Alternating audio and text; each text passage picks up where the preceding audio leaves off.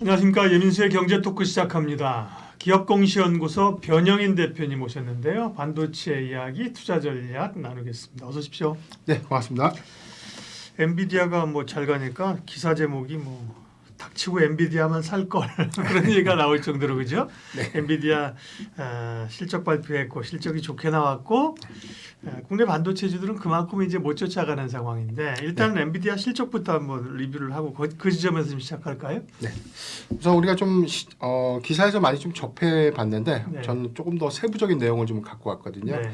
우선 1분기 매출액의 경우에는 260억 달러, 그러니까 주당 순이익이 6.12달러를 좀 기록했는데 네. 전년 동기 대비해서 매출액이 263%가 증가됐고 영업이익이 491%. 여기까지 좀 잘 알고 있는 부분인데 네. 추가적인 내용들 보면 영업이익률이 70%에 육박합니다. 굉장히 높은 영업이익률을 좀 달성했다는 점이 좀 차이가 있고요. 봉이 김선달이죠. 네네. 네, 봉이 젠슨왕이에요. 그죠? 예. 네네. 그래서 영업이익의 전체는 한 491%가 좀 증가됐던 네. 실적을 좀 달성했습니다. AI 산업에 대한 성장 가속화. 여기서는 뭐 데이터 센터형 매출 비중이 매출 포션의 한 78%를 차지했다. 이 부분이 굉장히 좀 데이터 센터형의 어떤 AI 가속기 부분에 대한 매출 부분이 꾸준히 좀 증가되고 있고 뭐 의심할 겨를이 없다라고 좀 판단되고 있는 상황입니다. 2021년도 분기 매출 대비해서는 약 4배 정도가 성장을 했고요. 시장 컨센서스가 247억 달러였는데 네. 예상치를 좀 상회했고 EPS도 5.65달러에서 6.12% 달러 좀 컨센을 좀 상회하는 흐름들. 이 부분이 1분기 실적까지는 좀 안도를 했어요. 그런데 여기서 이제 2분기 가이던스가 월가가 좀 예상했던 266억 달러를 좀 상회했던 280억 달러. 우리나라 돈으로 한 38조 2천억 규모로 제시가 좀 됐는데 네. 이 부분이 시장에서 좀 크게 엔비디아의 어떤 이 전략 내지는 AI 산업의 방향성들을 다시 한번 좀 확인시켜주는 어떤 계기로 작용하지 않았나라고 좀 보고 있습니다. 여기 대해서 뭐 10대 1 규모의 액면 분할을 좀 결정하면서 그렇죠. 지금 오늘까지 한 3거래일 연속 신고가 경세를 좀 이어가고 있고 네. 천비디아가 사실상 뭐 올 듯 안 올 듯 굉장히 좀 많은 어떤 실현들이 좀 있었는데 네. 2분기 그렇죠. 가이던스와 함께 뭐 가볍게 넘었습니다. 맞습니다. 네. 그래서 좀 사실상 뭐 지금 거침없이 네. 추가적으로도 좀 상승할 수 있는 여력이 좀 있다라고 좀 보여지는데 목표 주가가 한 1,170달러까지도 좀 상회했던 부분들을 좀 감안해 보면 네. 아직까지는 조금 상승 여력은 좀 더 남아 있지 않을까라고 좀 보고 있습니다. 네. 대단합니다. 엔비디아 진짜 그렇죠. 근데 이제 목표가는 말씀하신 것처럼 도의적으로 보고 있는 것 같고요. 조금 노이즈도 있는 게 이제 신제품이 나오잖아요. 네네. 블랙엘이라는 제품이 나오니까 그게 워낙 이제 물론 값도 높지만 네네. 가격 높은 거 대비해서 전력 소모라든지 효율이나 좋으니까 네. 신제품을 기다리면서 기존 제품을 좀 덜 구매하지 않겠어요? 이런 우려가 좀 있잖아요. 네. 그 부분 어떻게 보세요? 그 부분도 사실 네. 뭐 일단 블랙의 경우에는 뭐 3분기부터 본격적인 뭐 출시를 좀 예고했다. 네. 컨콜에 좀 발표를 했는데 네. 여기에 대해서 뭐 추론에 의한 엔비디아의 칩이 너무 추론 방식에만 좀 집중되다 보니까 앞으로에 대한 시장의 어떤 동력들, 기술이 좀 더 고도화되는 과정에서 엔비디아 칩에 대한 시장 경쟁력이 좀 더 이탈될 수 있지 않을까라는 우려감들 이 부분이 계속해서 좀 제기가 되고 있었는데 그런 어떤 시장의 우려에도 불구하고 전체적으로 한 40%대의 출원 시장에 의한 수익이었다라고 좀 컨퍼런스 콜에서 뭐 자신감 있게 좀 발표를 했기 때문에 네. 전 물론 이제 블랙엘의 어떤 출시는 사실 어떤 관점에 대한 차이점 좀 있을지는 아직은 좀 시장의 어떤 전반적인 상황을 좀 예상하기는 어렵지만 네. 양분화되는 과정에서 아직까지는 데이터 센터향에 대한 수요를 우리가 좀 감안해 봤을 땐 향후 한 2년간에 대한 어떤 점유 변동은 좀 없지 않을까? 물론 AMD가 새로운 방식이라든가 기술 방식이 관련된 이슈를 계속해서 좀 더 제시하고 있고 전략 부분이라든가 기술에 대한 고도화를 좀 진행하고 있는 것은 맞는데 아직까지 그 격차를 좀 좁히거나 시장 점유율을 당장 끌어올리기에는 좀 더 역부족인 어떤 현상들을 좀 감안해야 된다고 좀 보고 있습니다. 이번 컨퍼런스 콜에서 조금 관심 있게 들었던 부분들이 출원 영역에 대해서는 대항마가 사실상은 좀 없다라는 부분이 좀 결론이고 당분간은 좀 엔비디아의 시장 독주 체제가 좀 지속될 수 있는 부분들. 그런데 좀 한 가지 좀 걱정스러운 부분은 네. 지난 3분기에 우리가 엔비디아 실적 발표 여기서 이제 컨퍼런스 콜에서 재무 담당 이사가 강조했던 부분이 하나 있었어요. 예. 그때 당시에도 중국에 대한 어떤 대중 견제 이슈 때문에 엔비디아에 대한 성장성들이 다소 제한적일 수 있다라는 어떤 발언에 대해서 그렇죠. 아직은 이상이 없다. 다만 2024년도 연말 연말쯤에는 중국향 매출 비중이 소폭 감소될 수는 있는데 이 부분을 그 이외의 지역에서 상쇄할 수 있다는 좀 이야기를 커버가 했기 된다. 때문에 이 부분은 조금 우리가 그냥 흘겨 지나가기에는 굉장히 좀 임팩트가 있는 어떤 메시지였기 때문에 네. 4분기 기점에 관련된 중국발 노이즈가 한 번쯤은 좀 부각되면서 조정이 좀 빌미로 작용하지 않을까. 이 부분은 우리가 계속 기억을 해야 되는 포인트가 아닌가라고 네, 보겠습니다. 좋은 지적이십니다. 또 일론 머스크가 뭐 테슬라 주주들은 테슬라 주가를 올려야 되는데 XAI라고 그러죠. 예, X를 붙이는 걸 좋아하는 것 같아요. 스페이스 X 그지 일론 머스크는 또 이제 인공지능 업체 스타트업 투자하고 만들면서 엔비디아 칩 사용하겠다. 네. 10만 개. 그러면서 주가를 이제 올린 바가 있습니다. 국내 반도체 얘기하기 전에 해외 투자하는 분들도 많잖아요. 네. 물론 이제 국내 주식을 주로 변영인 대표님도 이제 분석하시고 그러지만 네. 해외 주식도 물어보실 거예요. 엔비디아 지금 1,150달러네. 지금 네. 사도 돼요? 이렇게 물어보면 뭐라고 그러겠어요? 저는 조금에 대한 상승률이 좀 있다고 보고 있어요. 첫 번째는 엔비디아의 액면 분할 효과일 텐데 만약에 이제 우리 증시가 오늘 좀 조정을 좀 많이 거쳤고 지금 시간의 선물 지수가 소폭 좀 약세를 보이고 있는 점이 오늘 엔비디아가 일시적인 어떤 차익 매물을 좀 소화하는 시간으로 좀 이어지지 않을까라는 우려감도 좀 있지만 이게 액면 분할 이슈가 6월 6일까지 주식을 보유하면 6월 7일 날 9주에 관련된 신주를 교부받을 수 있는 어떤 요건들이 발생되고 있기 때문에 수요자 관점에서는 그래도 주식을 공짜로 좀 더 받는다는 어떤 심리 이런 것들을 좀 감안했을 때 6월 6일 기준일 이전까지에 대한 주가 상승은 어느 정도의 변동성은 좀 이어지지 않을까. 그래서 추가적인 상승률은 좀 있다라고 보고 있고 다만 좀 한 가지 이슈는 지금 4월 PCE 지표가 과연 좀 어떻게 나올 것인가. 물론 헤드라인 지표에 대해서는 시장 전망치를 좀 부합할 것이다라는 전망들이 좀 나오고 있는데 최근에 저는 뭐 모건 스탠리라든가 이런 어떤 이 외신 투신사들의 어떤 분석들 보면은 뭐 9월에 금리 인하가 아니라 금리 동결 가능성에 관련된 부분들이 좀 커지고 있고 패드워치의 경우에도 동결에 관련된 어떤 확률을 좀 더 높이고 있다는 관점이 조금은 좀 우려스러운 부분이 있죠. 그렇기 때문에 인플레이션에 대한 기대치 뭐 개인 지표가 지금 3%대 좀 하회했기 때문에 그럼 좀 나은 거 아닌가라는 생각을 좀 할 수는 있겠지만 이 부분이 우리가 예상될 수 있는 뭐 5월 CPI라든가 PPI의 어떤 명확한 하회 수치가 좀 나오지 않는 한은 매파적 기조, 그다음에 금리 인하의 정책 기조가 조금 더 지연될 수 있지 않을까라는 이런 점들은 우리가 조금 영향으로 좀 작용하지 않을까라고 좀 보십니다. 시장 영향은 받을 수 있겠죠. 네네. 대장주니까. 국내 반도체 빅2 삼성전자와 SK 하이닉스. 이제 SK 하이닉스가 먼저 올라가는 빅2 얘기하겠습니다. SK 어쨌든 SK 하이닉스는 그 밑에 뭐 한미 반도체까지 해서 그쪽 저기 뭐 잘 가고 뭐 삼성전자 10만 원, SK 하이닉스 20만 원, 뭐 SK 하이닉스가 20만 원을 가볍게 지금 먼저 돌파한 상황인데 여전히 하이닉스는 좋습니까? 사실 마음속에선 삼성전자를 말씀드리고 싶지만 이 최근의 상황들을 종합해 보면 워낙 뭐 SK 하이닉스가 좀 시장에 사실 우리 시장을 좀 독주를 하고 있다라고 좀 보여지는데 오늘도 21만 원대 52주 신고가를 안착하고 난 이후에 지금 보합권 종가는 뭐 20만 2,500원에 좀 마감을 했습니다. 반대로 오늘 삼성전자가 마이너스 3%대 좀 마감을 했던 어떤 주가 차이가 좀 있었고 노조 이슈도 좀 있었고 삼성전자 얘기 좀 했다 하고요.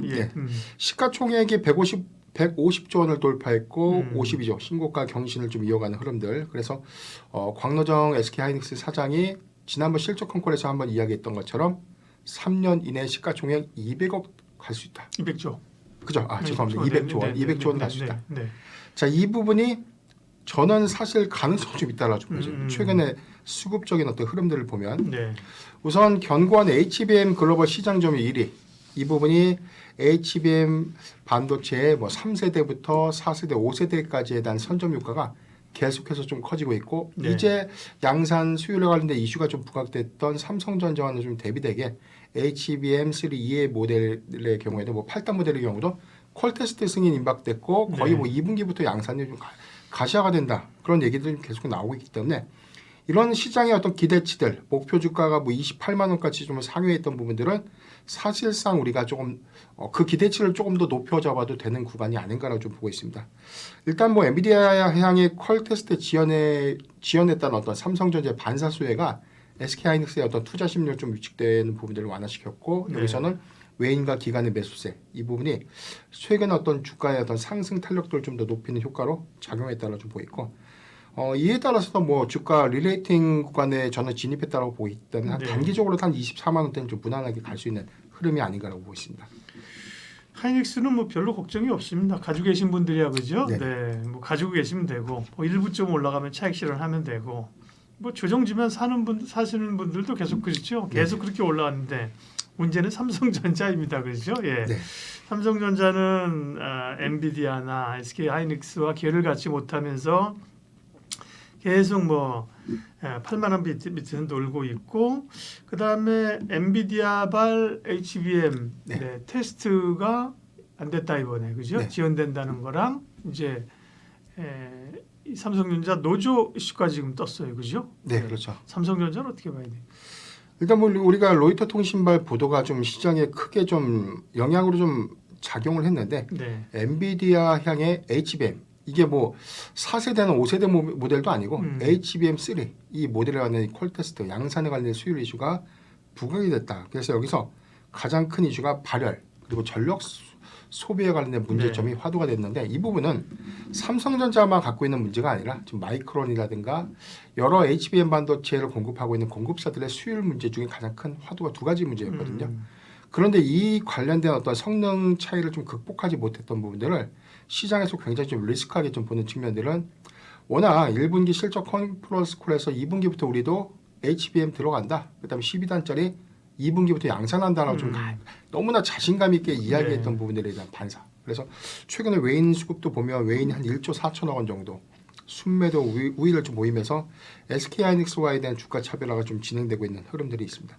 알다시피 HBM 이 양산 수율 관련된 이슈가 계속해서 좀 문제가 되고 있는 부분인데 저는 사실 제가 디스플레이 업종에서 한 20년 정도 제가 그런 어떤 배경 이력이 좀 있거든요. 네. 그런 것들 좀 감안해 보면 삼성전자가 지금 갖고 있는 이 현안 부분이 우리가 너무나 기대치가 좀 더 높았던 부분이었지 사실상 이 양품 문제에 관련된 부분들은 사실 개선해 나가고 잡고 이 단차를 계속해서 잡혀가는 어떤 관점에서 관련된 그래서 조금에 대한 시간을 조금 더 부여를 한다면 네. 충분히 어느 정도의 기술 격차들은 저는 줄어들 수 있다고 봅니다. 다만 이제 삼성전자가 SK 하이닉스에 비해서 강점을 갖고 있는 건 이제 캐파 물량이죠. 양품에 관련된 수율에 관련된 이슈가 현재는 문제가 되고 있지만 이 부분을 극복해서 대량 양산 체제를 구축하게 된다면 SK 하이닉스보다는 오히려 좀 더 많은 물량들을 좀 공급할 수 있는 그런 어떤 강점들을 우리가 좀 고려해 봤을 때 네. 삼성전자의 경우에는 지금 당장에 사실 우려감을 너무 의식하지 말고 오히려 이렇게 강하게 좀 조정을 주는 구간은 사실 저는 매수의 기회로 좀 볼 수 있는데 일단 HBM3에 대한 8단 모델 넘어서 한 12단 모델에 대한 콜테스트 이 부분이 만약에 콜테스트가 통과돼서 수율 문제에 관련된 이슈가 해소되고 여기서 공급이 되면 뭐 단가적인 측면 그다음에 공급가에 대한 매력도는 상대적으로 이 8단보다 12단이 더 높기 때문에 이런 측면들을 우리가 좀 고려를 해봐야 되고요. 이 이외의 부분에서도 뭐 AMD가 3나노 공정에 관련된 파운드리 네. 작년 3분기까지만 해도 이 부분은 거의 있을 수 없는 일이었고 AMD도 부인을 했는데 이게 기조가 좀 바뀌어졌다는 것은 TSMC가 혼자 다 못 먹는 구조가 됐다. 그렇죠. 그렇다는 것은 삼성전자가 과연 네. HBM 반도체 부분에 관련된 이슈만 우리가 주목을 할 것인가. 그 이후에 뭐 레거시 반도체라든가 그 이후에 그렇죠. 파운드리 부분에 대한 평가는 아직은 덜 반영된 측면들이 있고 지금 현재 주가 상태를 보면 그런 기대치를 좀 반영했을 때 1분기 실적 기조 하에서 8만 6천 원까지 상승했던 지난 4월 8일 주가에 대비해서는 저는 그래도 지금은 아주 좋은 매수 좋기다. 라고 말씀드리겠습니다. 노조가 이제 사상 처음으로 삼성전자 파업을 하겠다는 얘기가 네네. 이제 오늘 나왔습니다. 그 부분은 약간 좀 물론 저도 기사 읽어봤는데요.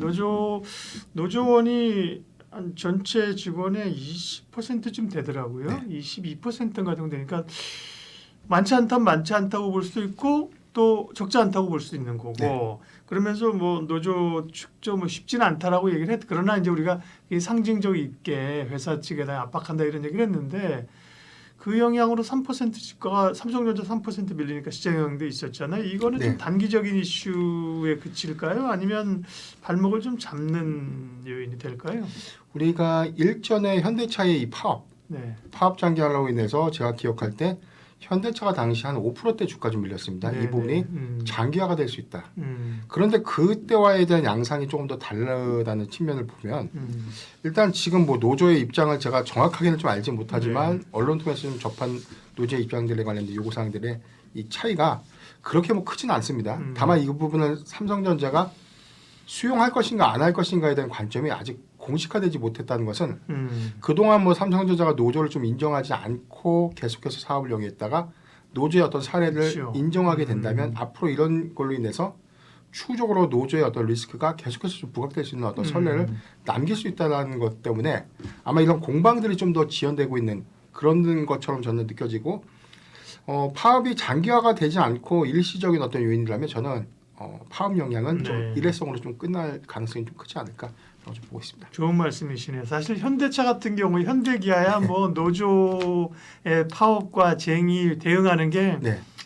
좀 표현이 그렇습니다만 뭐 해마다 겪는 거잖아요, 그죠? 그렇습니다. 예, 그걸 이제 극복한 경험이 삼성전자 사실 노조 문제를 이렇게 부닥쳐 본 적이 없기 때문에 네. 그런 게 좀 노이지긴 합니다만 이제 전체 이게 확산만 되지 않는다면 전체 실적이나 기대감을 꺾을 정도의 강력한 이벤트가 되기는 어려워 보인다. 지금 그렇죠? 만약 그 이유 때문에 주가가 7만 원대 초반에서 6만 원대 후반까지 떨어진다. 그럼 저는 땡큐다. 과감하게 네. 좀 매수의 기회로 활용할 수 있다는 말씀드렸습니다. 네, 전기차, 2차 전지 얘기를 하겠습니다.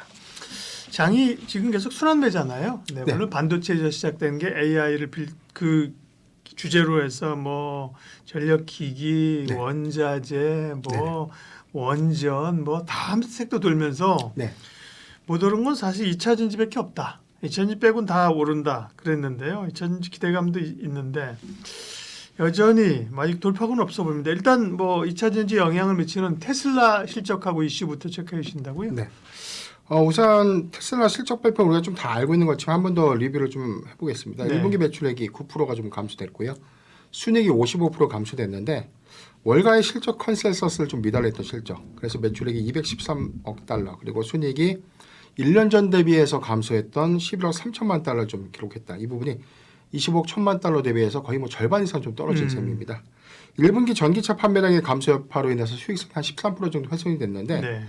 여기에 더해서는 뭐 저가형 전기차에 관련된 양산 계획을 좀 철회한다라는 노이즈 이슈가 있었고 성급하게 뭐 이 테슬라의 일론 머스크가 이 부분 아니다라고 좀 부인을 하면서 네. 다시금 좀 반등을 한 그렇죠. 사례가 좀 있었고요. 여기에 대해서 실적 컨퍼런스 콜에서 저가형 전기차 즉 모델 2에 관련된 대량 양산을 2025년도부터 하겠다라고 좀 공언을 했습니다. 여기에 더해서 뭐 로보택시에 관련된 전략을 8월에 공개하고 2025년도부터는 뭐 중국과 일부 국가에서 상용화를 좀 할 수 있다라는 어떤 부분들.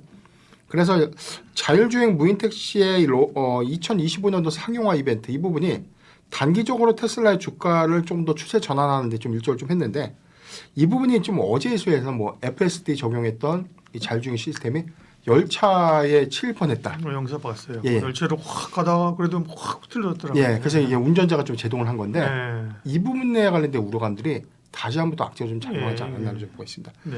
일단 중국의 여건에서는 뭐 자율주행 서비스에 관련된 안전 적합도를 좀 통과했고 여기서 최대 이슈가 됐던 부분이 데이터의 어떤 수집 경로 이 부분이 외자 기업에 관해 할 수 없다라고 했지만 상하이시에서는 이 부분을 인정을 해줬습니다. 이 부분은 테슬라가 중국 내에서 로보택시를 상용할 수 있는 오히려 좀 더 이 길이 좀 더 확장될 수 있고 본격화를 좀 더 예고할 수 있는 관점에서 긍정적이지 않나라고 좀 보고 있습니다. 정보 수집에 관련된 보안 우려 이 부분에 관련된 해제 요건들 좀 있지만 아직 중국의 규제가 명확하게 뭐 전국적으로 좀 확대된 것은 좀 아니기 때문에 일부 지역이라는 어떤 부분들 그래서 대도시권에 관련된 부분인지 아니면 이게 중국 전 지역에 관련된 어떤 서비스 부분에 대한 영향 제한이 뭐 해제될 수 있는 것인지 이 부분은 주목을 좀 해봐야 될 것 같고요. 네. 두 번째 이슈에서는 엔비디아가 뭐 테슬라와 우호적인 관계다. 그래서 어제 뭐 젠슨왕이 테슬라의 자율주행 서비스는 최고다라고 좀 극찬을 한 바 있었고 이 립 서비스가 사실은 테슬라의 일론 머스크가 최근에 뭐 스톡 옵션 관련된 어떤 이 주총이 다음 달에 좀 예정돼 있죠. 네. 이 부분에 가서 약간의 뭐 지원 사격적 메시지가 좀 있었다라는 평가들 좀 나오고 있지만 자기네 집 사주고 뭐 이런 거에 우호적으로 가는 건가? 네. 그렇죠. 네. 그래서 아무래도 그런 부분들이 조금의 어떤 근데 하지만 이거와 좀 반대되는 경향들을 보면 계속해서 테슬라는 좀 노이즈 시에 좀 더 민감하고 이에 따른 우리 국내 증시의 영향들, 특히나 2차 전지주의 네. 영향들이 더 크게 좀 작용하지 않나라고 좀 보고 있습니다. 여기 더해서는 뭐 최근에는 뭐 AI 스타트업 XAI에 대해서 뭐 네, 네. 60억 달러, 전체적으로 한 8조 1천억 원 규모의 투자 유치가 좀 성공했다고 하는데 본업을 좀 더 잘했으면 좋겠는데 관련돼서 여러 사업을 자꾸 막 나가다 보니까 이 부분이 테슬라에 관련된 어떤 이 시장 우려감들을 네. 다른 사업 부분에 관련된 어떤 이 전략 제시로 타개하고자 하는 것이 아닌가라는 의도도 좀 확인되고 있고 이 부분도 좀 중요한 부분인데 뭐 중국에 대한 전기차 수입 관세가 25%에서 100%로 이제 상향된 부분들 그러니까 긍정적인 뉴스도 있고 반대로 조금 더 노이즈가 좀 될 만한 이슈들도 있으면서 계속해서 테슬라 주가가 주가의 희비로서 계속 좀 작용하는 부분들. 더군다나 우리 주식이 우리 증시의 2차 전지주 흐름들 보면 KRX에 좀 우리가 좀 연동되고 있는 탑10 지수의 주가 흐름들이 최근 6일간의 급락을 좀 했다가 어제 좀 반등을 했거든요. 네. 그런데 다시 오늘 좀 상승분을 다 돌린 그래서 다시 하락전을 좀 했던 부분들이 추가적인 어떤 조정 우려감들이 좀 더 부각되는 흐름들 이 부분은 부정적인 어떤 부분에서에 대한 투자 심리의 영향으로 좀 작용하지 않을까 보고 있습니다. 물론 테슬라는 일론 머스크는 사실 전기차에만 관심이 있지는 않은 것 같아요. 우리가 네네. 보면요, 그죠? 그러니까 자율주행이나 플랫폼 뭐 이런 쪽에 관심이 많은데요. 네. 뭐 로봇도 하고 그렇죠. 근데 이제 테슬라를 전기차 업체가 아니라 그런 플랫폼이나 다른 업체로 이제 봐줄 거냐 여기에 대한 아직까지의 시장에 이제 고민들이 있는 거고요. M7 가운데 테슬라하고 이제 애플이 지금 이제 굴욕적으로 좀 그렇죠. 네. M5로 좀 빠져 있는 상황이라. 그러니까 이제 2차 전지를 볼 때는 테슬라의 전처럼 그냥 테슬라 주가 오르기를 기대하고 오르면 오르고 떨어지면 떨어지는 그런 로직은 이제 전만큼은 그렇게 강하지 않은 것 같고요, 그죠? 결국은 이제 2차 전지에 대한 전방적인 수요, 원자재 가격, 캐즘을 어떻게 극복하느냐 네. 이런 게 관심이 있는 것 같고요. 그럼 국내 배터리 셀사들은 어떻습니까? 1분기 실적은 이제 끝났고 2분기 실적 전망을 좀 해야 될 상황인가요? 전체적인 우리가 2024년도에 네. 이 전기차 시장의 동향들을 보면 네. 굉장히 우리가 캐즘이라고 해서 뭐 일시적인 수요 정책이고 근데 저는 이게 과연 좀 일시적일까? 저는 한 올해 그래도 한 연말까지에 관련된 실적 요인은 조금 더 지나갈 수 있지 않을까? 조금 더 네. 실적이 관련된 어떤 수요 여파는 한 3분기 내지 4분기까지는 조금 더 이어질 수 있다. 아니 원래 캐즘이라는 게 그 어떤 라이프 사이클 제품이나 네. 산업의 라이프 사이클 상에서 성장하다가 초반기에 덜커덩거리는 구간인데 그게 네. 뭐 1, 2개월을 얘기하는 건 아닌 것 같아요. 제가 알기로는 네네. 거죠. 트렌드니까 그게 1, 2개월짜리는 아니거든요. 그게. 예.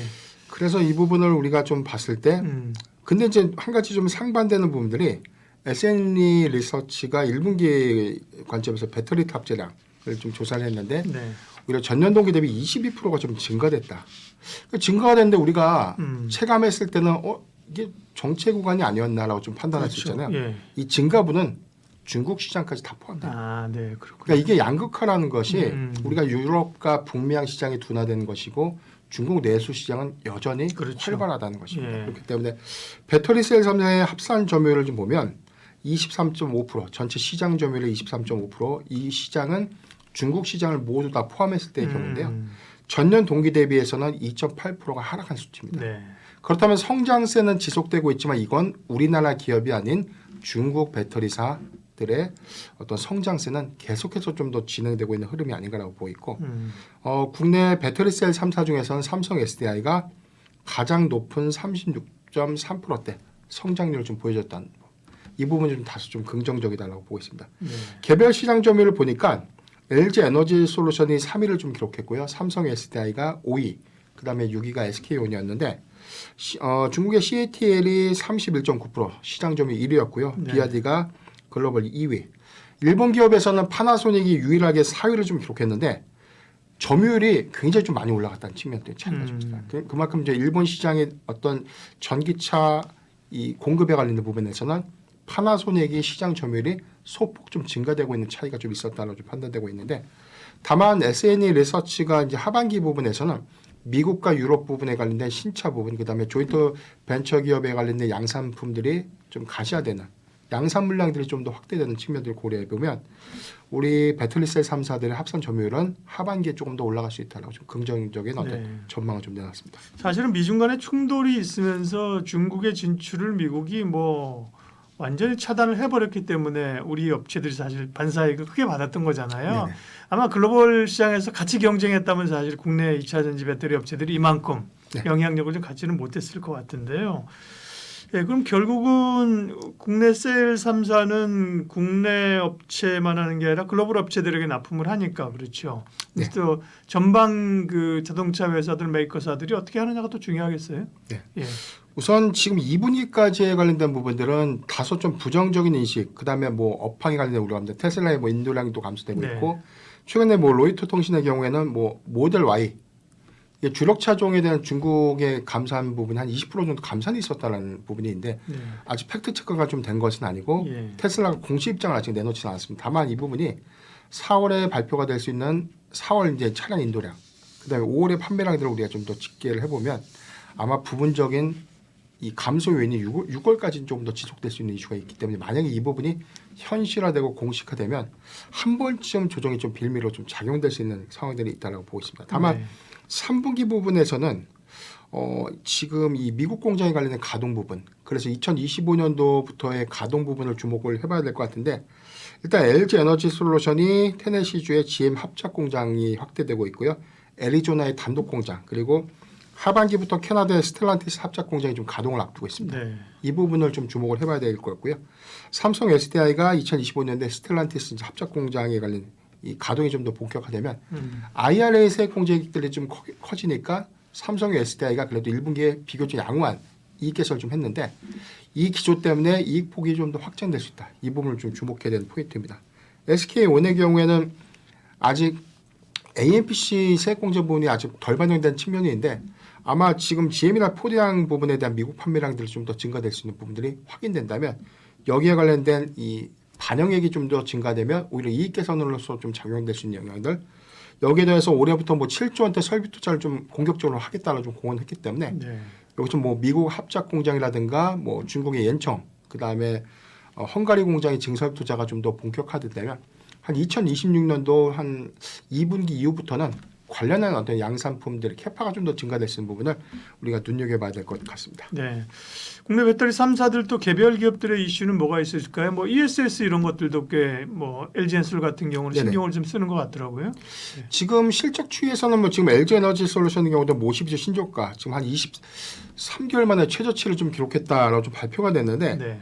저는 사실상 지금의 낙폭을 오히려 좀 더 긍정적이 보는 이슈가 우리가 6월 10일 정도에 또 인터배터리 유럽 2024 일정을 좀 앞두고 있죠. 이 부분을 좀 주목해 보면 우리가 코엑스에서 열렸던 인터배터리 2024 네. 최대 화두가 사륙파이 원통형 배터리, 그다음에 네. 전고체 배터리, 2차 전지 뭐 부가 소재라든가 LFP 배터리 관련된 양산, 여기 관련된 어떤 전략들이 좀 더 공개될 수 있는 부분 때문에 추세가 좀 더 바뀔 수 있는 부분들이 있다고 좀 보고 있는데 일단 LG 에너지 솔루션의 경우에는 3분기부터 사륙파이 원통형 배터리에 대한 양산이 시작된다라고 좀 발표를 했기 때문에 네. 이 부분이 추세 전환점으로 좀 작용할 수 있지 않을까라고 보고 있고요.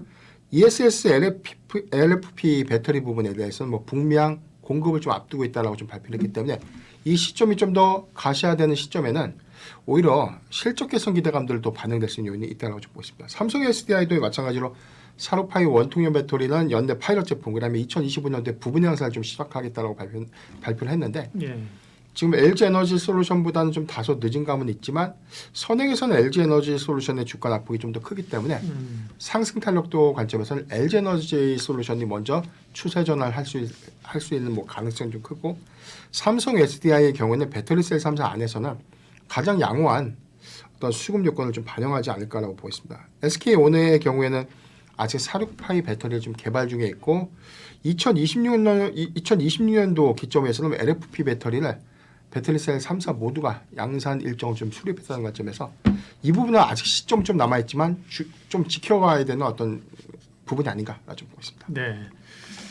삼성이 확실히 참 그런 건 좀 잘해요. 보면 네. 왜냐하면 그 배터리 3사 가운데 삼성이 제일 그동안 보면 이렇게 네. 투자도 좀 소극적이었고 그죠? 그렇죠.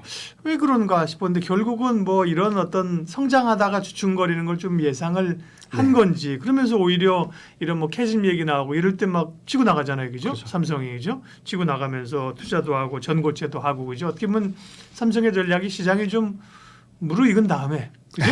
들어가서 네. 예? 쏟아붓고 그렇죠. 예? 뭐 이런 거하고 좀 관련이 있는 것 같아요. 그래서 뭐 전고체 이런 것들도 삼성이 그쪽 부분도 뭐 지금 지난번에 네. 그 시험 라인 파일럿 하고 나서 제일 빠른 거잖아요, 그죠? 그렇죠. 네네. 지금까지만 네. 2026년도에 일부 제품 양산 부분이 나오고 있으니까 제 생각에는 삼성 SDI가 네. 가장 효율적인 투자를 하고 있고 가장 어려운 시기에 성과를 좀 내고 있다는 차이가 같은 섹터에 관련돼서 지금 가장 외형이 큰 LG 에너지 솔루션이 고민을 하는 경우에 삼성 SDI가 독주 체제를 좀 갈 수 있는 길. 그래서 뭐 전고체 배터리 부분에 대해서는 뭐 기술 격차가 지금 일본의 뭐 도요타랑 좀 크게 좀 뭐 차이가 나는 부분이 아니라 격차가 좀 상당히 좀 많이 좁혀졌고 네.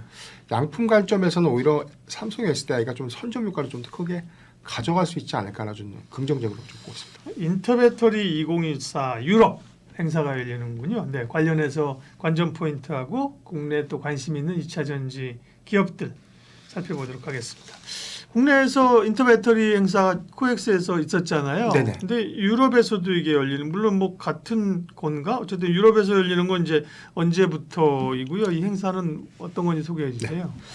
우리가 인터배터리 2024 유럽 네. 인터배터리 2024는 얼마 전에 우리가 코엑스에서 진행을 했기 때문에 네네. 이거 또 하나 이렇게 좀 네. 생각할 수 있는데 국내에서 개최됐던 행사가 2022년도 이후부터는 해외에서 또 다시 한번 개최를 합니다. 그래서 이제 이 부분이 유럽에서 주관하는 행사가 아니라 네. 우리나라가 국내 기업들이 그렇죠. K배터리를 소개하고 이게 그래서 그렇군요. 한 3년 한 2년 정도 된 이 행사였는데 이게 한국산 이 K배터리가 굉장히 기술적인 부분에서 우위를 좀 보이고 있고 예. 소재 다양성들 그다음에 뭐 차세대 기술 이 부분이 유럽 시장에서 굉장히 좀 많은 관심도가 좀 있다고 합니다. 그래서 이 부분에 관련된 기대감들이 지난해에 비해서 올해 좀 행사가 더 크게 예. 개최가 될 것이다. 자, 이 이벤트를 좀 주목해 볼 필요가 있지 않나. 언제 열리는 거라고요?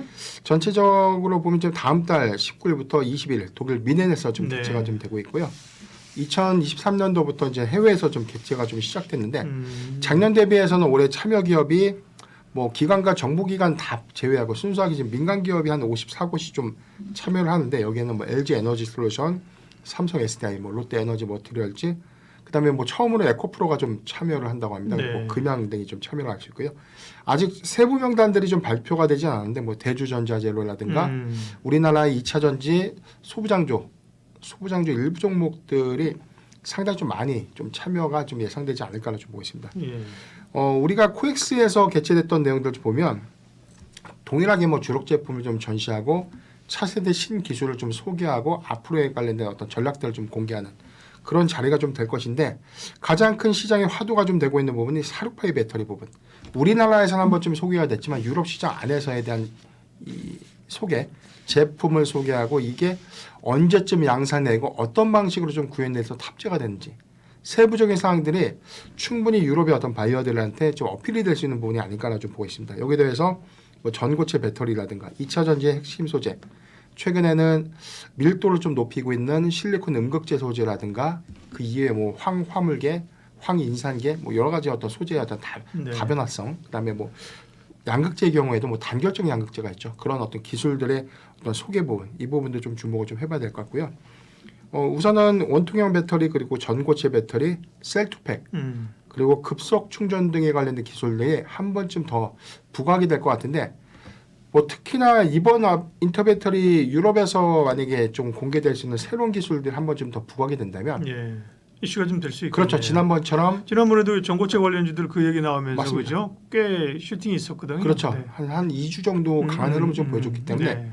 최근에 2차 전지 전체적인 섹터 조정들을 우리가 좀 감안해 보면 네. 추세를 좀 전환시킬 수 있는 어떤 포인트가 아닐까라고 좀 볼 수 있기 때문에 네. 인터배터리 2024와 관련된 일정 이벤트 그리고 여기서 관련된 세부적인 기술들을 좀 공개할 수 있는 기업들의 경우에는 선침의 전략들이 좀 더 유효하지 않을까라고 네. 봅니다. 좋은 그 일정들을 미리 알려주셨네요. 네.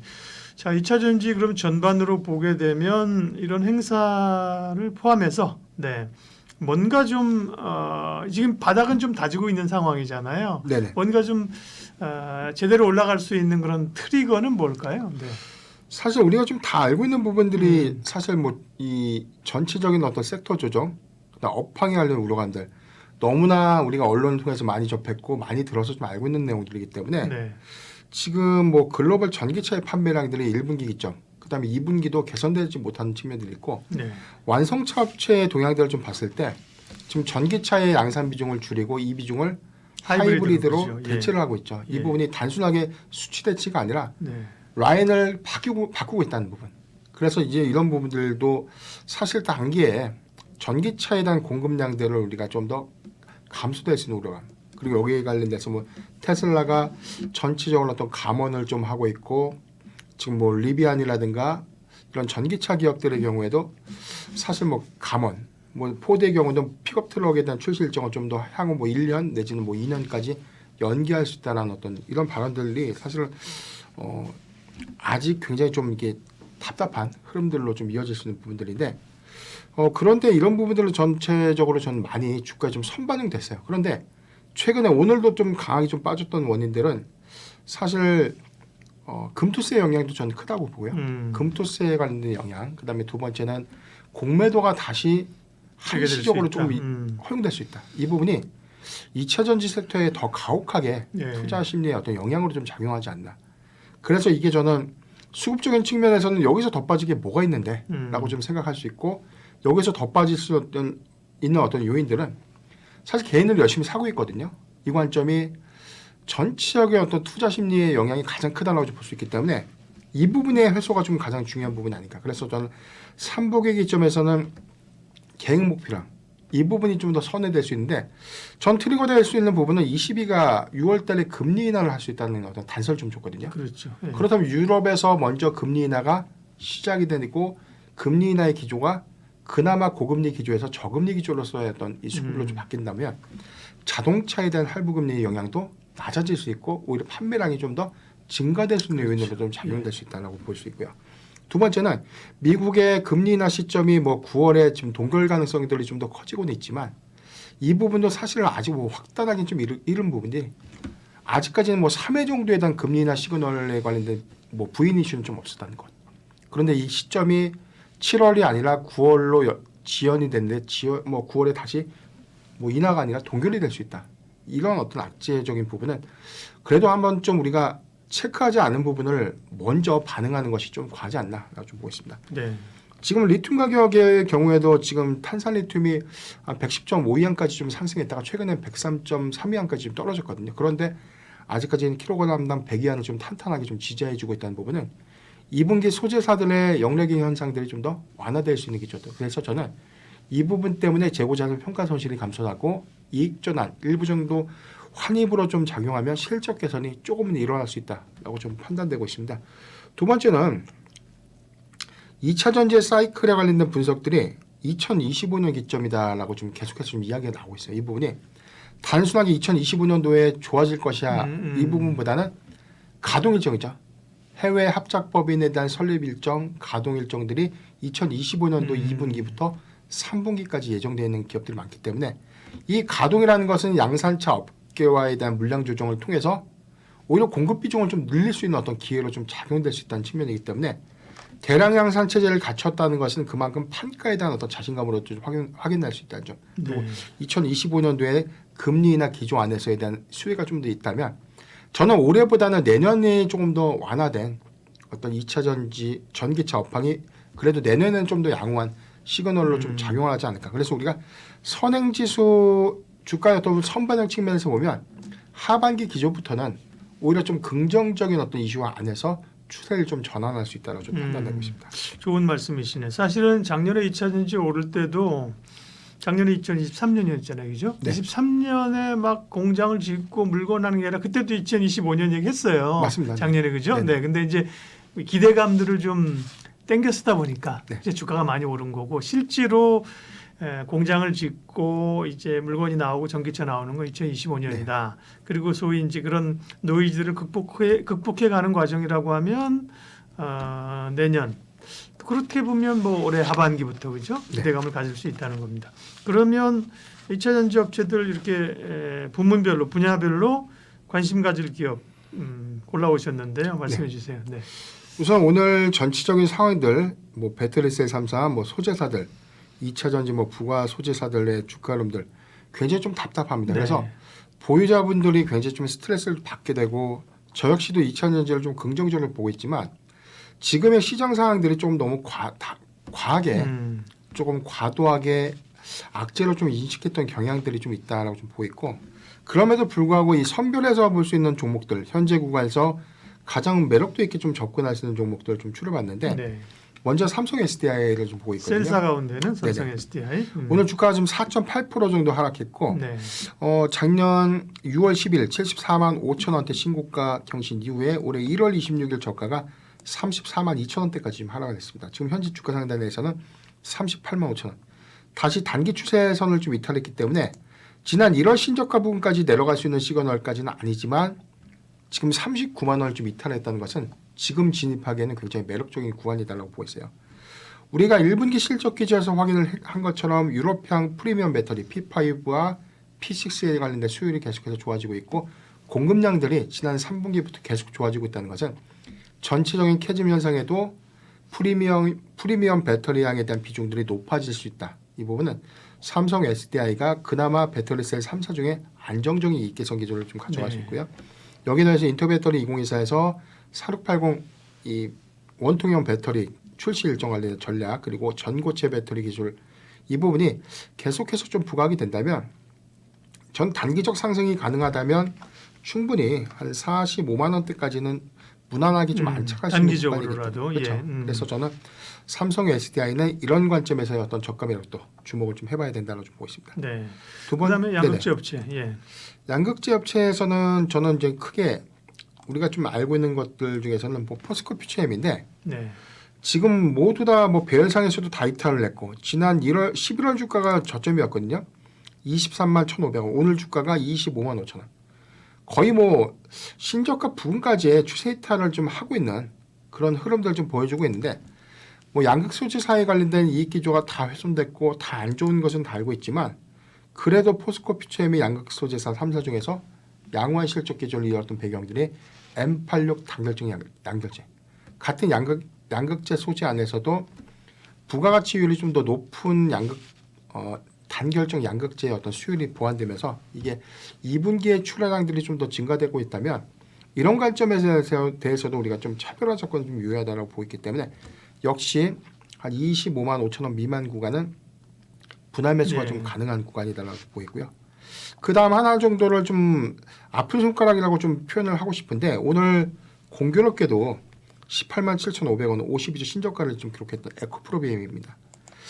지난 7월 주가 대비해서 굉장히 많이 하락을 했고 여기서 추가적으로 더 하락할까봐 굉장히 좀 답답할 수 있는 구간인데 자 저는 이렇게 말씀드리겠습니다. 주가의 선반영 측면 오른 만큼 반납을 했습니다. 그런데 여기서 다시 이게 뭐 10만 원 갈 어떤 구간이냐. 네. 전체적인 또 투자 캐파라든가 지금 진행될 수 있는 어떤 성장세 이런 것들 다 감안한다고 하더라도 현재 낙폭은 좀 지나치게 좀 과도한 측면들이 좀 있다라고 보고 있고 만약에 이 부분이 추가적인 하락 부분으로 좀 이어진다면 저는 오히려 과감하게 매수해도 좋은 구간이라고 좀 말씀드리고 싶은 게 에코프로비엠의 경우에는 같은 악재를 다 받고 있는 2차 전지 섹터 안에서 차별화 관점으로 볼 수 있는 코스피 이전 상장 관련된 이슈 이 부분이 전체적인 계획 일정 수립되고 연내 일정 수립이 명확한 시점 안에서 단기적으로는 수급 유입이 가장 활발하게 좀 일어날 수 있다는 점에서 네. 현재 구간부터는 우리가 관심 있게 봐야 되는 포인트가 아닌가 좀 보고 있습니다. 네. 작년 뭐 봄 여름에 뜨거웠는데 그죠. 물론 1년이라는 기간이 꽤 긴 기간이지만 야 1년 사이에 주가들이 이렇게 정말 그죠? 네. 그냥 뭐 기대가 크지 않았으면 괜찮을 텐데 그죠? 네. 워낙 기대가 컸었던 걸 반영하면서 많이 밀리고 있지만 기회는 있다고 보셨고 배터리 셀사 가운데 삼성 SDI 양극재 업체주에서는 포스코 퓨처엠, 에코프로 BM 말씀하셨고 또 볼만한 기업들은요. 2차 전지 우리가 부가 소재라고 하면 그 이외 소재사들 동향들 봤는데 저는 이 종목이 조금 더 매력적이 좀 느껴지는 부분들 바로 이제 대주전자재를 갖고 왔는데요. 네. 지난 7월 26일 신고가가 11만 7,500원, 오늘 주가가 16만 4천원, 10만 6,400원. 대주전자는 밑에 예. 많이 올라왔네요. 차트가 네. 지금 우상향 차트입니다. 그러니까요. 네. 이게 우리가 엔캠 사례를 한번 봤죠. 네, 네. 엔캠이 2차 전지가 다 빠지는데 혼자만 갑니다. 맞아요. 그런데 누가 봐도 지금 전액 관련돼서 IRA 세액공제라고 하더라도 너무나 수급 반영에 의해서 좀 과도하게 주가 좀 상승했던 이력들이었는데 대주전자의 전자재료의 경우에는 사실 1분기 실적 대비 굉장히 좀 저평가됐습니다. 실적 기준을 보면 매출액이 23.5%가 증가됐고 영업이익이 무려 1분기 대비해서 28배가 증가됐습니다. 그러니까 지난 4분기 대비해서 흑자 전환을 한 것 플러스 음극재 사업이 아직 정상궤도에 다 올라오진 못했지만 굉장히 좀 선방을 했던 흐름들. 그래서 실리콘 음극재에 관련된 2030년까지 연간 캐파 한 8만 톤 캐파를 좀 유지한다는 관점에서 가장 빠른 실리콘 음극재 기술을 좀 보유하고 있는 게요. 그래서 인터배터리 2024에서 가장 상승 탄력도가 좀 더 빠르게 반영될 수 있는 종목 대주전자재료로 보고 있는데 오늘도 이런 장에서 추세를 강하게 좀 유지하고 있다는 종목들은 오히려 단기 일정에서 추가적인 상승 누락도 가능하고요. 지금 과열 지표 안에서도 아직 뭐 50피까지는 올라오진 상황은 좀 아니지만 전 과열 양상으로 좀 진입 초기에 좀 있다고 보기 때문에 대주전자재료의 경우에는 뭐 조정을 좀 소폭 주는 구간에는 모아간 전략을 좀 유효하고 일정 모멘텀까지 좀 더 지켜봐도 괜찮지 않을까 좀 말씀드리겠습니다. 네. 한 가지 마지막 종목인데요. SKC는 우리가 이 종목을 2차 전지로 봐야 될지 반도체 소재 종목으로 봐야 될지 굉장히 좀 헷갈리는 동방 얘기 나오면 또 SKC 나오니까. 네. 그런데 최근에 상승 동력을 보면 네. 유리기판으로도 갖고 오늘 맞아요. 5월 29일 15만 3천원 오늘 52주 신고가 갱신하고 나서 지금 일부 상승폭을 좀 반납했지만 이 회사의 경우에는 꼭 먹고 안 먹고다. 양수겸장이죠. 그렇죠. 네. 그래서 아직 동박에 관련된 가치, 그다음에 이 부분에 관련된 사업 역량들은 반영된 측면이 없고 지금은 유리기판에 관련된 기대감이 주가에 어떤 상승 여력을 좀 작용했지만 저는 이 동박의 시장 점유율 1위를 좀 기록하고 있는 SKC 이 부분이 하반기부터 SK 넥실레스의 램프업 기대, 그러니까 전체 가동률을 90%까지 더 끌어올리게 된다면 동박 시장에 대한 매출의 복도가 굉장히 좀 빠르게 좀 일어날 수 있는 부분인데 이 부분을 추가적으로 감안해 보면 한 18만 원까지는 저는 여력은 좀 남아 있다고 보고 있기 때문에 SKC도 긍정적인 관점에서 우리가 접근해볼 필요가 있다고 말씀드리겠습니다. 예, 2차 전지 관련해서 인터배터리 2024 유럽, 네, 그리고 또 이 트리거 관심 기업까지 2차 전지에 대해서 말씀하신 것처럼 답답하죠. 투자자 답답한데 네네. 뭔가 좀 가능성과 돌파구들을 잘 정리를 해주셔서 보시는 분들에게 상당히 좀 위안과 인사이트가 될 걸로 생각합니다. 기업공시연구소 변영인 대표님 함께했습니다. 고맙습니다.